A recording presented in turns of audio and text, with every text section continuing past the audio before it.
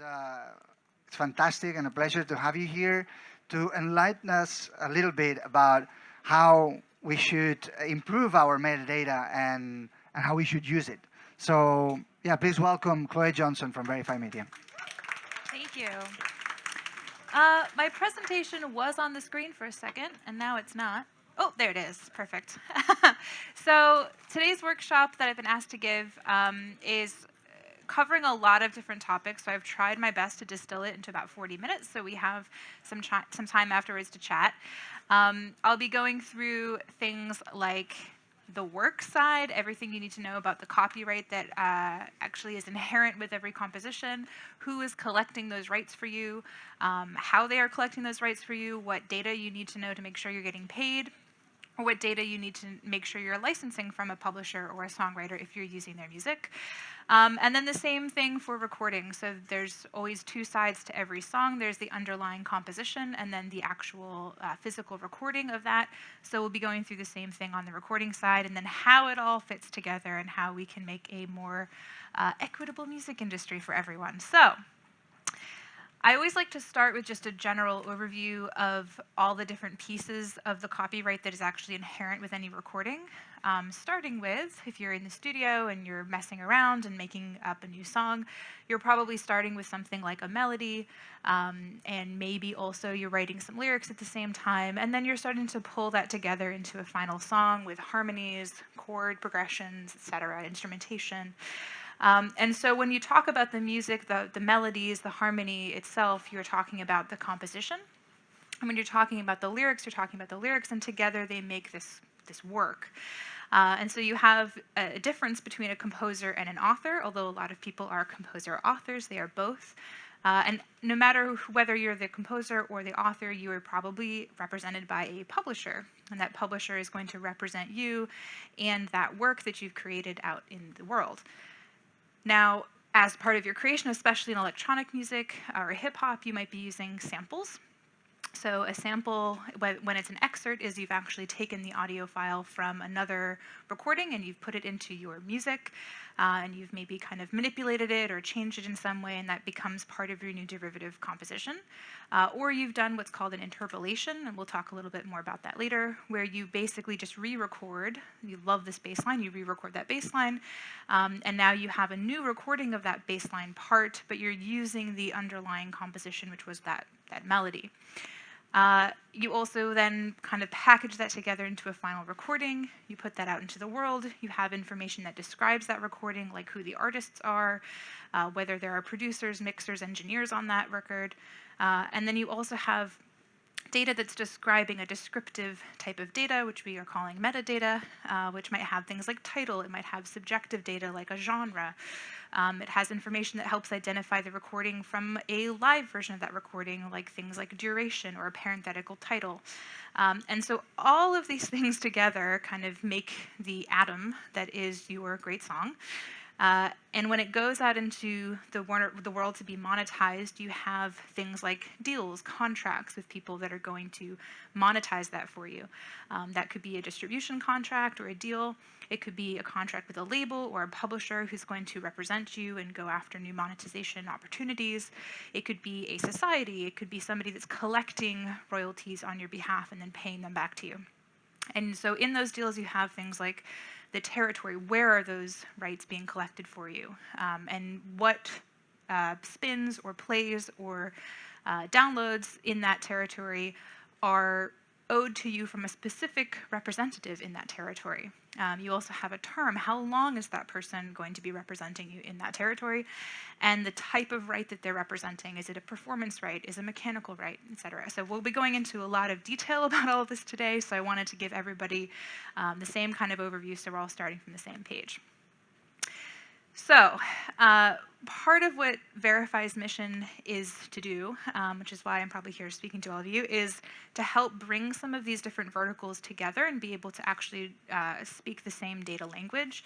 So from the creator side all the way through to the platforms that are providing that stream or that download, or that performance to the audience, you have a lot of different representatives of that work or that recording that have data about that recording and that work. And if you have even one or two breakages in that supply chain, then you're going to have trouble getting money all the way back through to the creator. And so we're here to try to help people bring that data together and also help kind of harmonize some of the data so that everyone has the same type of data. So starting on the works and publishing side, to talk through some copyright information. So I'm going to do this from the US lens. A lot of territories follow a very similar copyright structure, but this is going to be specific to the US here. So the first right you have as a copyright owner is the right to actually reproduce copies, copyright, of that intellectual property. So that could be creating CDs about it, having on-demand or interactive streaming, and printing sheet music. You also have the exclusive right when you've created something to make derivatives of it. So you have the exclusive right to make remixes and have samples and create different versions of it. Now, things like cover songs are covered by a compulsory license, so you basically have to give people the right to cover that song or to perform it. But technically in the law, that is your exclusive right.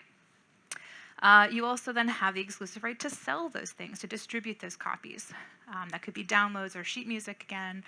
And you have the exclusive right to perform it publicly. Now, no one's going to stop me getting up at a karaoke bar and singing some Ed Sheeran or something. But technically, that public performance right is exclusive to the copyright holder. So what happens is you license that right to collection societies or somebody that is going to go and try to collect those performance rights for you. And then the venues pay for that license. They pay for the ability to have people performing those songs publicly. And then the money from those venues goes back to the creators. So a lot of these things, when we talk about royalties, they all stem back to the actual inherent copyright. So it's important to understand what we're talking about there. And then this one's a US kind of centric one because they're a little funny about terrestrial versus digital radio. And then the final right is the right to display something publicly. So that could be putting a poster up of a Van Gogh art. Technically, Van Gogh would have that exclusive right to display his own artwork unless you've licensed it off in order to make copies or distribute copies or to put those up. So this comes into play in music when we're talking about album artwork, if we're talking about lyrics, tabs, chords. Theoretically, all of those lyric websites need to have a license to actually show those lyrics on a public place. So how does that relate to the rights types that people are collecting? We have 3 or 4 main rights types that are talked about on the composition side, and the first is mechanical. And the mechanical rights kind of touch where you're talking about the right to reproduce something, including derivatives, and then distribute those copies. And the word mechanical comes back to player pianos, actually mechanically creating that music. And composers back in the day were very concerned that them and all their orchestras were going to be put out of business because we have machines making music now. Very apropos of the AI conversation that just happened, could have happened in 1890 as well. So that right to reproduce is the mechanical right, and so if you are creating a CD or you're creating a distributed digital copy of a recording, you have to pay the composers as well their mechanical royalties. The performance right, if I were to get up and sing White Christmas at a Christmas venue, then I also would need to make sure that there's a license at that venue. That venue is probably collecting the performance rights and paying those back to my collective management society, and then I am getting performance rights as a composer for that. The synchronization right is the right to put your music behind a video or behind a sort of media content. So you could talk about gaming in this context as well. And that's really a derivative work. It's a new recorded media entity, the video and the music together. So that is the derivative work side.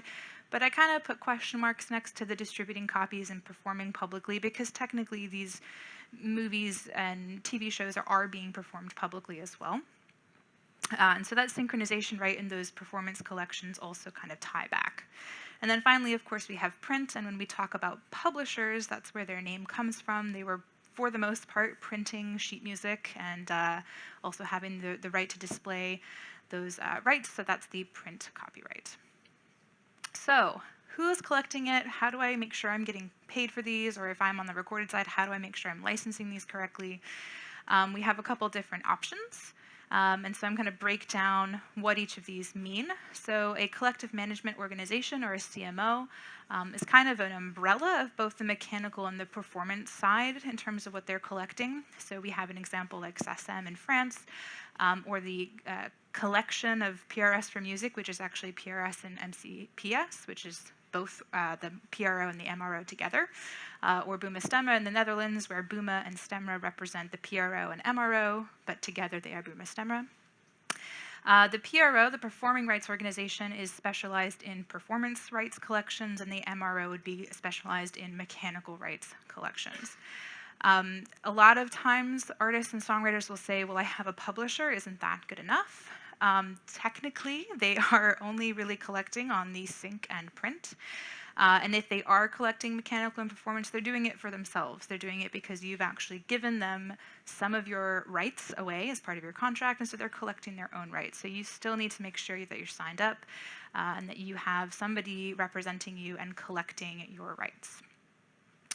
So I've also been asked to talk through all the acronyms in the music industry. So starting with ISWC, which is the standard work code, an example you can see on the right there. These are issued by a mothership body called CISAC, C-I-S-A-C, and they will distribute those through your CMO, PRO, RME.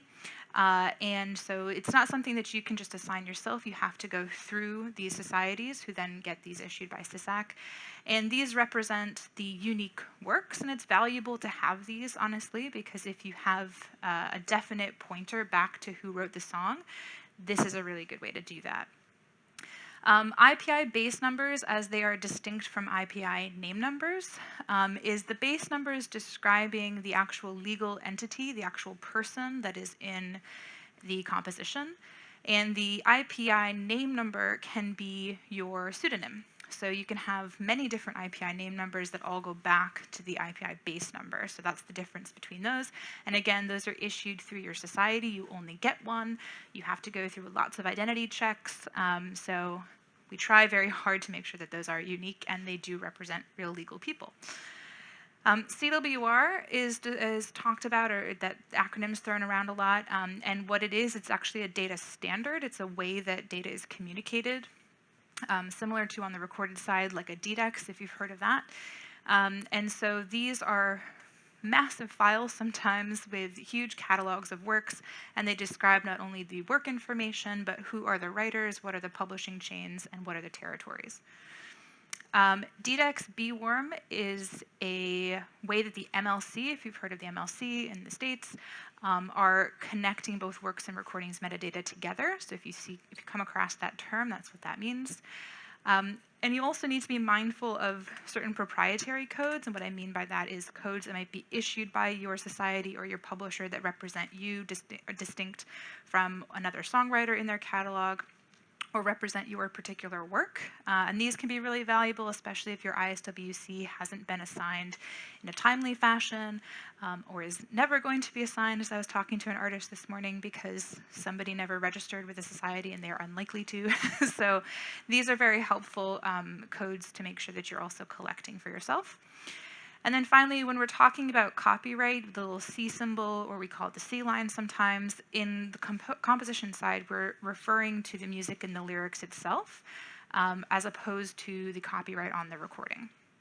Okay, so everybody's still with me because we're getting more detailed.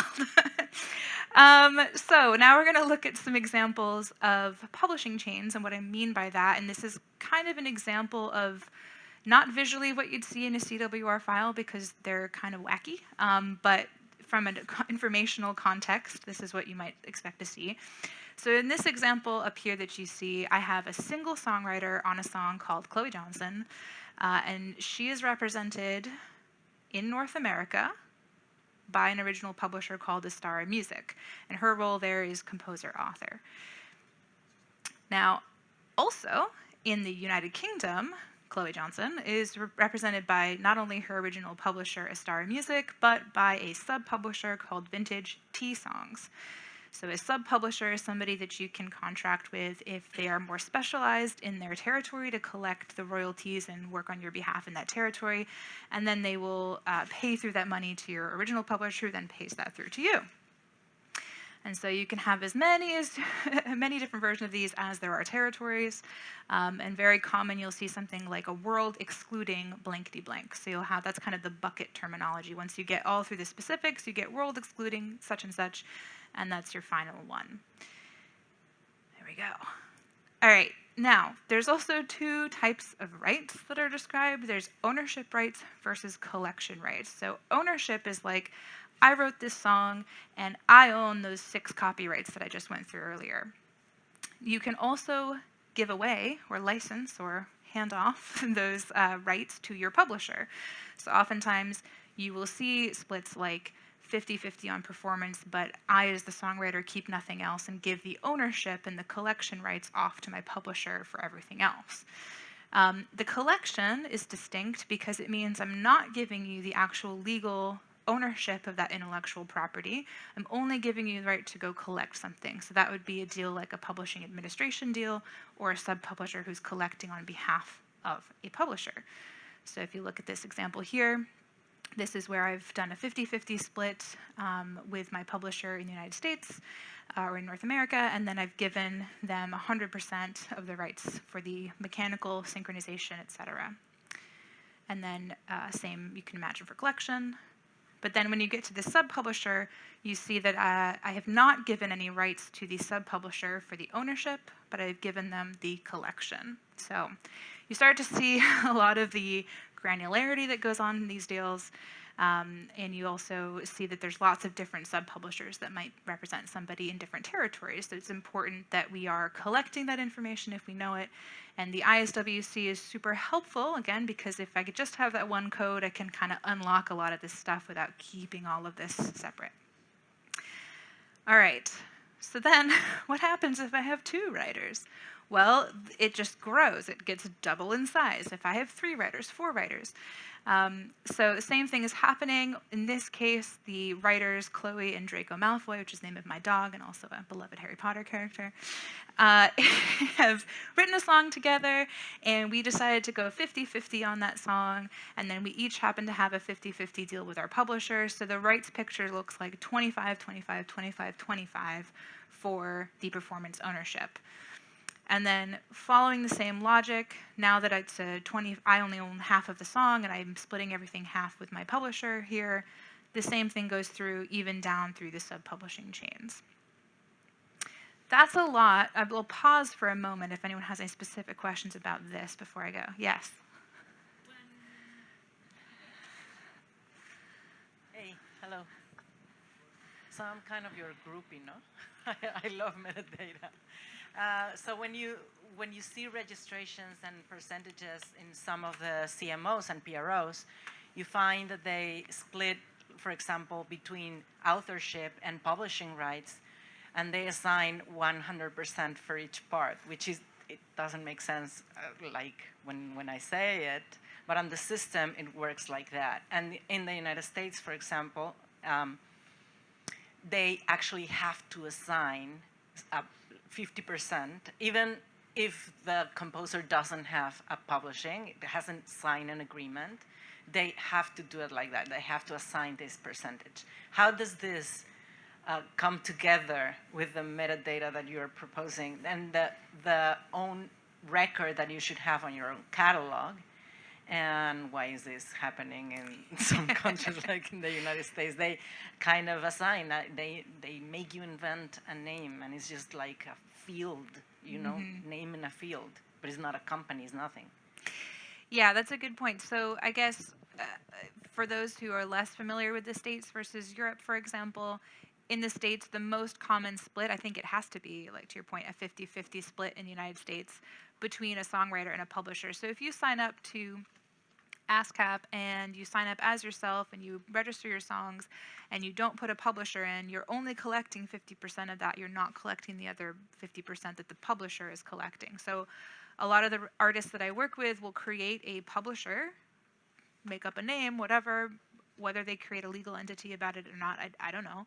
But they will create that publisher and they will register that to make sure that they're getting, and the publisher will get an IPI number as well. They'll get both sides of that song collected for them. In Europe, to your point, it's special. In Europe, to your point, there's also different percentage kind of norms for a composer versus an author, which is why I made that distinction at the beginning. But also often in the US, there's not really a distinction made that way. You can assign it a composer or an author, or composer-author role within the Collection Society's system. But as far as I can tell, it has no impact on how you actually then allocate the splits between the parties that are in that recording. So my advice there, rather than us going down a super long rabbit hole, is just to look at your local societies and kind of read through what is the difference between the performance splits for the composer versus the author, what is happening with my mechanical rights. But I also, in terms of like the data you should keep on hand for yourself, which I think was part of your question, like make sure that you know the splits between yourself and the writers, period, just like the manuscript shares. So if there's 3 of us up here and we all split it 33-33, and that one's going to get 33.34 or whatever, make sure that we know that number, and that you also know the number between you and your publisher or any of your sub-publishers, so that you are actually knowing that your deal with, Chloe Songs is a 60-40 split. Is that right? 60-40 split. And so that you can then reconstruct what the deal split should be. And when you're looking at royalty statements, you can go, that makes sense because I wrote a third of this song and I have a 60-40 split with this publisher and I'm seeing 60% of this. Okay, this looks good. I would start there, or you can go crazy and have like a nutso spreadsheet like this, but I don't think that that's necessarily necessary for the everyday user. This is more to give you the insight on what's happening on the back end of these companies when they're processing your royalties. They're looking at strings and strings and strings of data like this. So if you're getting royalty statements back that are telling you things like this is your streams from Spotify and it's in this territory, the way that it's funneling that data back to you is it's following these publishing chains. So it's saying Spotify streamed this in North America and this is the chain I need to follow. So I go to Chloe, then Astara. Okay, this is the splits. Okay, this is how I pay this out. So long way of saying the most important thing is just to make sure you know your own stuff and that your splits with your publisher or with your society are looking good. And then you shouldn't have a problem. Cool. We'll have more time at the end if you have any other questions that come up. So, how to register? Well, I asked Unison to send me some screenshots of their UI, and so I can give you a kind of example of how you might be putting in information and why that information is relevant to keep on hand. So along with things like titles, you are also going to need the names of the songwriters that you wrote with, and ideally also their IPI numbers. You need to know their role, and then you need to understand the split. So in this case, there's a 35-65 split between the 2 writers, and I have both 35 and 35 for my performance and mechanical, and this adds up to 100, so we're all really happy there. So that's also the thing, is make sure when you're looking at the splits and keeping them that they do add up to 100 at some point. And I should have also said to your question that in the States, there's also, I think it's BMI that actually does it out of 200, where they have 100 for the publishers and 100 for the composers. So yeah, again, it's just make sure you're looking at your actual society or publisher's way of doing things, and then it should all make sense. The other types of information you might be asked for is something like an ISWC. Now again, I said that this is assigned to you, so you can't just make this up.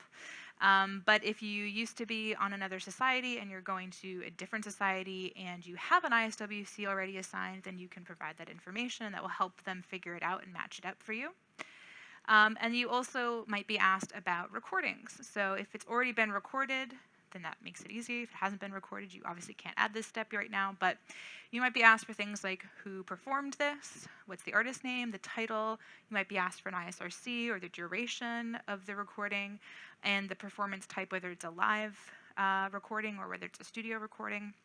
And this, again, is also really helpful if you have this information ahead of time, because if you already are kind of pre-matching this for your society, they're going to be able to go off and monetize that a lot faster because they're not waiting for statements to come in, or they're not trying to search the internet and like, is this the right recording?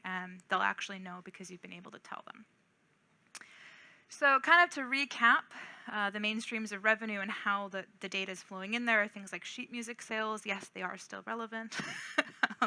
Performances of your song, venues, recordings of your song, including cover songs. If you are the artist, the cover versions will give you money to the composition if you've written it.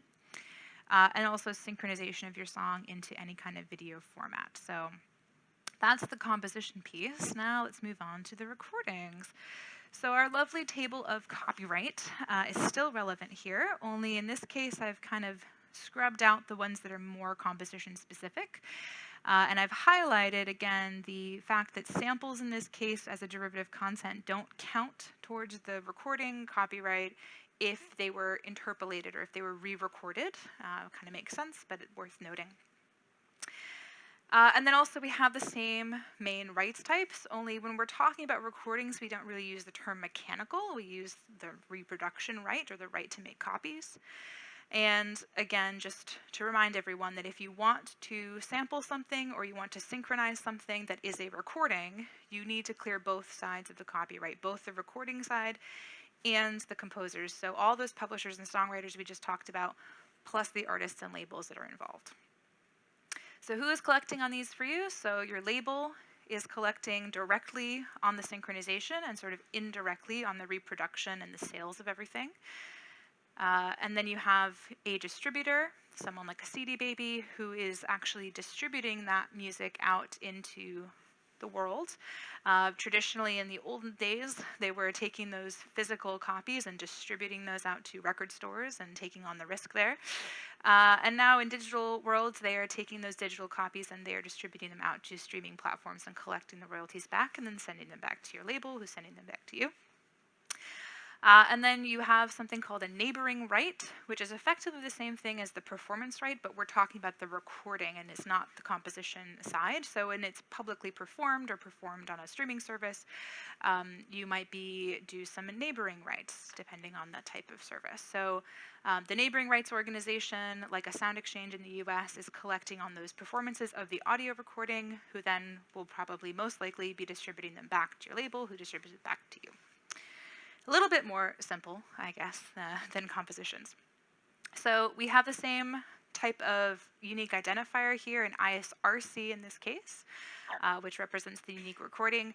I put an example just because in case you're nerdy like me and you want to analyze these ISRCs, there is a method to how they are created, and it starts with the country code, then the registrant code, the year, and then the designation code. And I think they're fun because you can look at the country that the recording was first put out in, because that's the beginning. So US or NL for Netherlands or something. And then if you really want to be nerdy, you can like figure out which label or distributor put it out because of their registrant codes. Anyway, just if in case you're wanting to have fun with your metadata.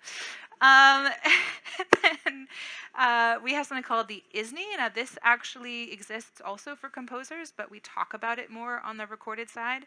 And it's the International Standard Name Identifier, and it identifies any media creator or contributor. This could even be like a journalist or a photographer. So this ISNI number is describing that unique public identity.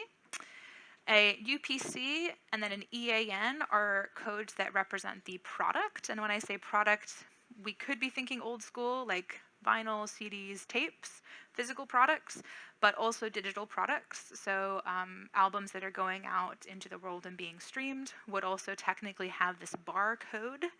Only now you're not scanning it, you're not scanning them at the till to count sales, you have just the code that's representing the sale. And then DDEX ERN is something you might come across. It stands for Electronic Release Notification. And it is a file that's going to accompany your audio file and your artwork when it goes to the streaming platforms. And your distributor is going to package all that up and put it in DDEX ERN most likely, and then package that off. A DSR report is kind of on the way back, so it's a sales report that's going to be sent to you by the platforms that are monetizing the music, and it's a flat file that will have all of the different usage types. So not only just the streams, but also if you're talking about UGC videos, the number of videos that have been created will also go in that report, because that's all relevant for how people get paid. And then DDEX RIN, which people are probably less familiar with, if anyone's familiar with any of these, is the earliest, I guess, kind of form of DDEX. It's intended for people to start putting information in even during the studio and creation process in order to capture the information about who's in the studio with you, who recorded what, any kind of information you might need in terms of that you would then send off to your label who's packaging it off and sending it off to distribution. Again, we have the same kind of proprietary internal codes that are important, and the one that you're going to probably be asked for the most is the catalog number, and that's just the internal code that somebody is assigning to identify the release within their catalog. And then the C line and P line, I wanted to just bring up here because this confuses people the most when I'm speaking to them, because of the fact that we think about copyright, the C line, especially on like the bottom of websites or something, as like the copyright, the year, and then the thing that's being copywritten. And so people think automatically, well, the C line, that refers to my composition, so it must be my publisher, and they'll want to put that down. But when you look at the back of a record sleeve and you see the C and P lines, they're usually the same person. You'll actually see like C, P, then the line. Same thing if you look at the credits on like a Spotify, you'll see those C and P lines at the bottom. And it is referring to the album artwork, actually, in that case, who owns the copyright for the album artwork, and then who owns the phonographic copyright or the right to the recording itself. And those are usually the same label. And I just realized I put a typo here, so both examples, one should say C and one should say P, but both should be spin-in records in that case. So registering for distribution, I think, is pretty straightforward, I think, compared to publishing, because there's usually only one artist and one label to be really worried about, unless you're doing compilation discs and all that stuff. So this is an example from CD Baby of some information you might be asked for, so you'll need to keep track of the release date. I think this is a super important piece when you have an artist maybe like a Fish who records tons and tons of live albums and has a lot of different versions of the same album title almost. And the release date really helps you identify what you're talking about. You also will be asked for a record label. And this is going to populate your C and P line. So if you're an indie artist and you're being asked this at CD Baby and you have the option of just putting your name, that's fine, but it will say copyright your name on Spotify. If you have a label or you go under kind of an imprint that's more fun, then I would put that name there. And then you also will be asked for things like genres and subgenres. Those are really important, especially for trying to get into the right playlisting and in the right pitch space. So do be considerate when you think about those and do some research into your genre about what are the most accurate buckets that people are listening to. My recommendation is to not just pick the one that sounds the most fun, but that really will actually best describe your music and help you get into the right playlisting places. The UPC or the EAN, you can generate these yourself technically. You can also generate ISRCs yourself. It's what makes these two numbers more risky for not being quite accurate. Unlike an ISWC where there is a governing body that is issuing them, because so many different people could theoretically issue them, it can be a problem. So my recommendation is always to just have your distributor do it so it's consistent. So they are always doing it their way. You have consistent UPCs or EANs. And same thing with the ISRC. You will be asked, do you already have one, or do you need for me to assign one? And then my advice here is, if you have ever released this recording before, please go look up your ISRC and then use that. If you ask them to assign an ISRC to, let's say you put out a single and then you created an album with that same recording on it, and you have a new ISRC assigned, that is no longer uniquely identifying that musical recording. It now is acting as though there's two different recordings with two different ISRCs that goes into the platforms. It's going to cause data havoc at best. It's going to have impact on the number of streams that are going towards things, discoverability, playlisting, duplication, and things like that. So please, please, please, before you click, I need you to assign ISRCs, ask yourself the question, has this ever been released before? If it's been released before, but this is a remix, then you need a new ISRC. If it's been released before and this is a cover or a live version, you need a new one. But if it's ever existed as exactly as you're about to put it out on another disk, then you should go back and look for the other ISRC and then say, I have my own, and put it in. Yes, question?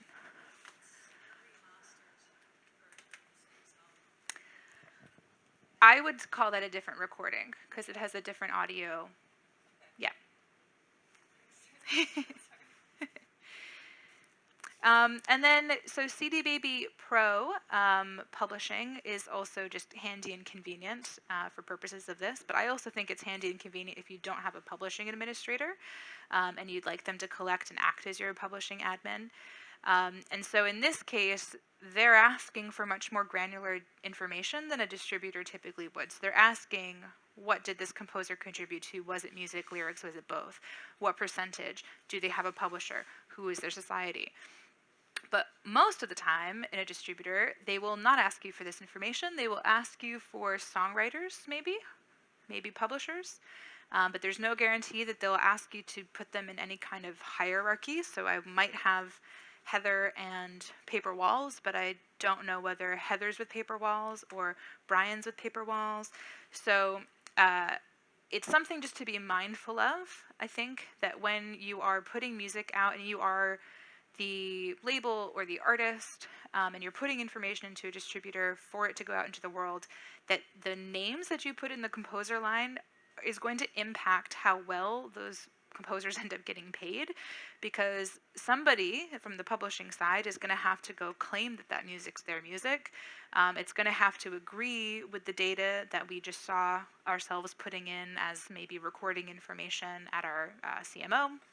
And so the more data points that overlap and agree, the better the matching happens, and the faster the matching happens, and the faster somebody's getting paid. The more it disagrees, or if it's not present at all, the longer it takes to match things, the harder it is to be sure. And a perfect example is I've seen a lot of recordings that come out with, well, either no composer information or like initials. And if I have just CJ and a song called I Love You, and there's 50,000 I loves yous and like a lot of CJ type potential writers, how am I going to know it's Chloe Johnson and not Christopher James, right? So I think the key point here is not every distributor will be as granular as something like a CD Baby Pro.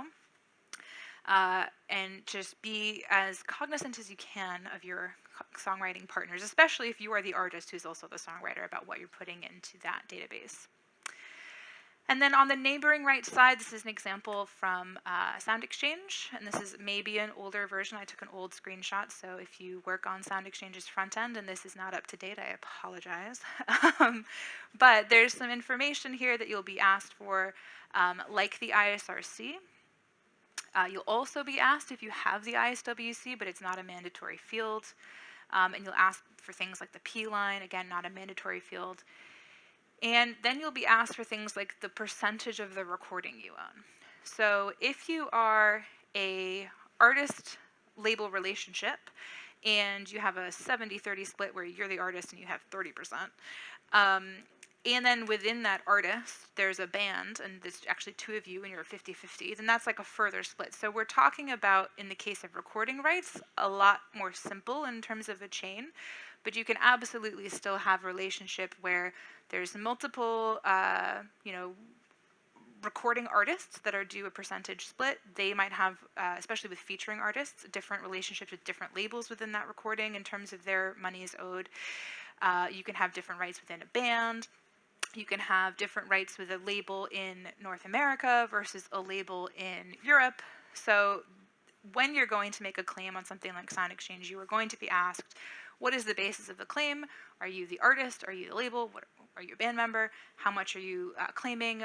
And when you own the rights, what's the term and in what territory? So going back to those deals of why it's important to capture that information, it's not just, oh yeah, I'm signed with Paper Walls Publishing, that's cool. It's like, where, for how long, and what are they actually, what percentage are they collecting?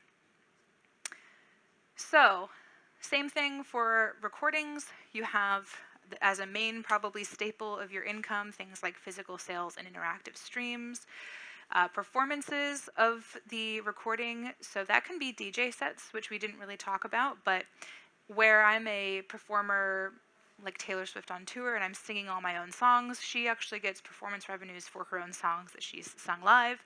But if I am a DJ, Chloe, and I've gone up and I've played some Taylor Swift songs, her real audio out on some decks, that's also a public performance, and so that's also kind of what we're talking about here.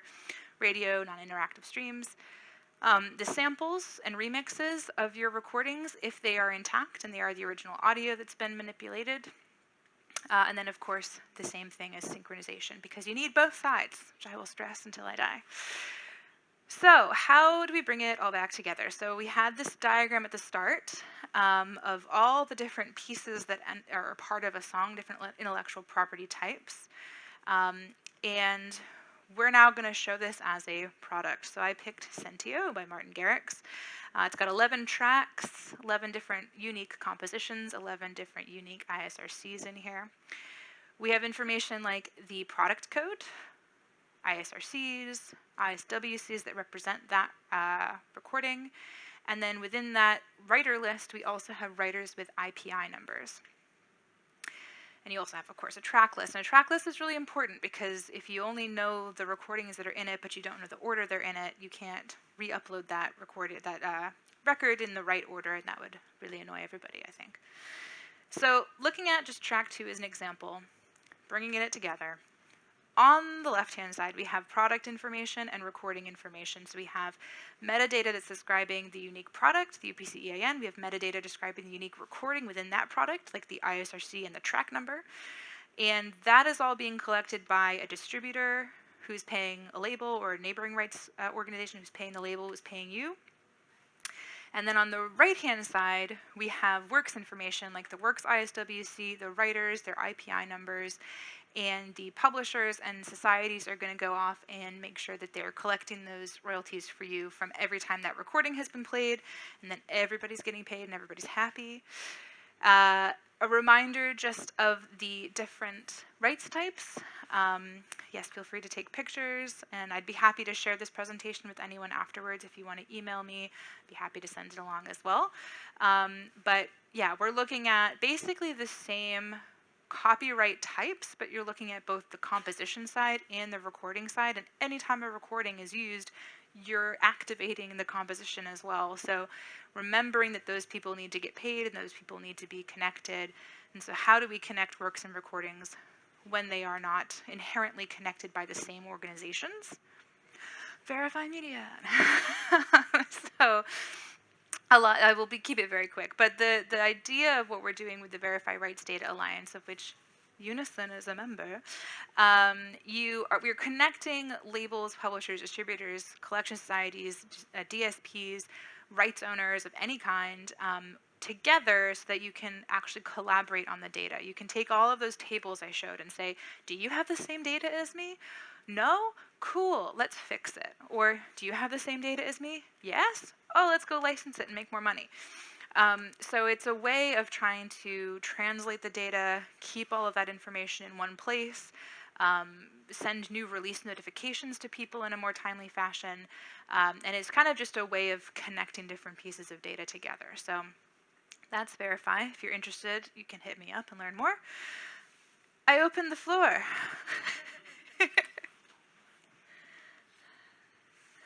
Wow, it's a lot.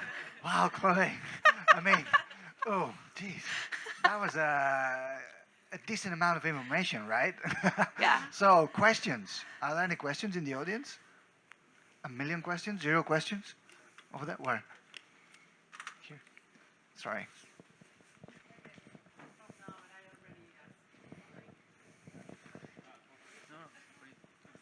I'm wondering if you would like to see like the laws getting more strict in certain areas where maybe you just have to type in certain information so they don't create any chaos or no double stuff or anything like that. I know it's hard because of all the different nations and societies, but do you maybe even heard of some initiatives that it just gets stricter because we have digital ages, and why isn't it how it should be? What a loaded question. Being very careful. I feel like there is a lot of legislation being talked about that is either being passed, like the creation of the MLC in the States, or is being talked about, like the IPO stuff in UK, about trying to make the ecosystem more transparent and having more databases of information for people to actually access and make sure they're getting paid. I think as part of that, there is an element of cleaning up the process so that it's more clear, at least, what the law is and who owns what and what the copyright really is. But I also am a little afraid that legislation alone isn't going to do it, because the government telling somebody to do something has never, I don't think, historically ever made anything better. Seatbelts. So yeah, I think it really needs to come from a collaboration across different large enterprise clients, people that are, kind of responsible for a large part of the revenue in the music industry should get together, I think, and try to work on this, because then they can influence best practices. And I think that's really the issue, is like, if the problem is that your user interface is forcing you to put a certain piece of information in that's not really accurately representing the rights picture, that's not a government legislation issue. That's like a fix your UI issue. So I think it's more just like education, people helping each other, people getting together to really say this needs to change and this is how people want it to change. That would be more effective. What is your recommendation regarding special characters in languages? Whoa. We're hearing some laughing there, like giggling. Yeah. I know. Unfortunately, yeah. You have wonderful letters in your language that cannot be described by SysX internal systems currently. So yeah, that it is unfortunate, because actually how your name, if it has like an enye in it, is going to be described on the official documentation, is going to be a different like number of letters, and you're lots of nodding and like I feel the pain because it's not your name. It's like not cool, right? I don't know how they fix that. I think part of the issue is the standard itself can't handle special characters, so it's like the data format is so old that it screws it up. And I think, like, and people have probably felt this pain when you open like a spreadsheet, and all of a sudden there's like at exclamation point what, and you're like, what is this junk? Well, it was probably a special character that the Unicode couldn't translate correctly. And I think to prevent that from happening, the standards just said, let's take them out, we're not dealing with them. But it's also a problem in like completely non-Roman like alphabet languages to have to try to translate people's names. Japanese characters that then get anglicized and put into a name then isn't consistent across how that songwriter appears on different things, because it's, kind of almost a personal preference how you want to spell the name. So yeah, it's a tough one. I don't know if I have any recommendations other than to say I am sorry and I feel your pain. But to maybe like check in with your publisher or your collection society, or your label, and just make sure that they know how it's supposed to be spelled with the special character, so that they are then putting in the right characters that need to happen for that to kind of be reconstructed. I had a whole bunch of slides in a previous presentation about like my name itself has a special character in it, and it could be interpreted the way that it's spelled as two E's next to each other, Chloe. No, you can see it there. It could be two E's, and that's how it's going to say it's a Chloe. But it also, if it says that, could just be how my name is spelled. So it's tough. I think there's really a good solution. If someone has one, please let me know, and I will push for it. Fantastic. So, well, we've run out of time. Amazing. Thank you so much. Please, a round of applause for Chloe. What a session. For metadata nerds, lovers, like, respect.